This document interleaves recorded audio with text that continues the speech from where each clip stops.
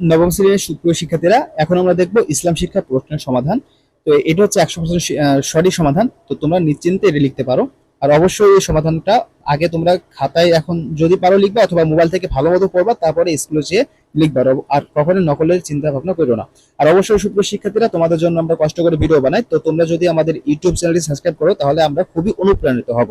আর অবশ্যই ভিডিওটা লাইক করে দিও, তোমাদের বন্ধুদের সাথে ভিডিওটি শেয়ার করো। তো এখানে দেখো, আমরা একটু প্রশ্ন দেখি আর উত্তর দেবো। সুপ্রিয় শিক্ষার্থীরা, এখানে দেখো, এখানে যে কাজটা আছে সমস্যা বা চ্যালেঞ্জ অনুসন্ধানের জন্য, এখানে যে আমি যা যা খুঁজে পেলাম তোমরা এখানে লিখবা, আর প্রথম বন্ধু যা যা খুঁজে পেলো সেখানে লিখবো। তো আমরা এখানে কি কি লিখবো, এখানে কি কি লিখবো, তো আমরা একটু দেখে নিই। তো আমি যা যা পেলাম, দেখো আমি যা খুঁজে পেলাম: মাদকাসক্তি, বাল্য বিবাহ, নারীর অধিকার হরণ, শিক্ষা নির্মমান, বেকারত্ব।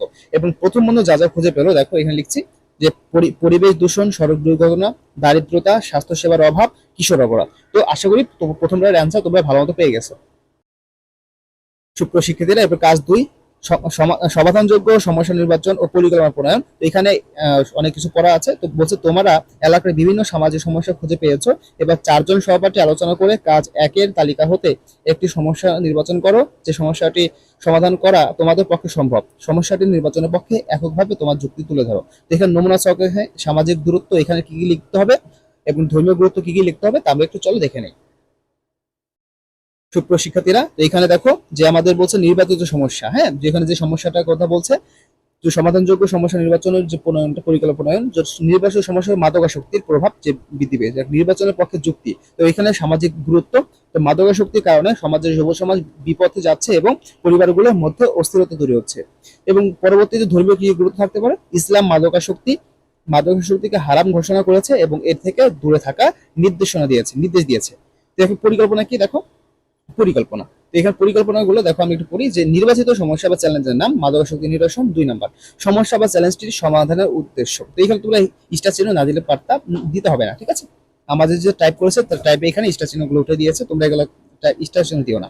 তো যুব সমাজকে মাদকাসক্তি থেকে মুক্ত রাখা এবং তাদের সুস্থ জীবনে ফিরিয়ে আনা। সময় দেখো 3 মাস সময় নিতে হবে। কার কার সহায়তা প্রয়োজন: স্থানীয় ইমাম, সমাজ সেবা কর্মী, চিকিৎসক, স্থানীয় প্রশাসন।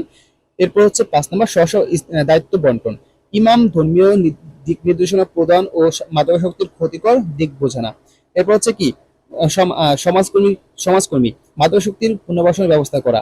চিকিৎসক শক্তিদের চিকিৎসা সেবা প্রদান করা। স্থানীয় প্রশাসন মাদক দ্রব্যের সরবরাহ বন্ধ করা এবং জনসচেতনতা বৃদ্ধি করা। 6 নম্বর, ইসলামের বিধিবিধান ও নির্দেশনা চর্চা বা প্রয়োগ। ধর্মীয় উপদেশ, অর্থাৎ মসজিদে খুতবা প্রদান করে মাদকের ক্ষতিকর দিক ও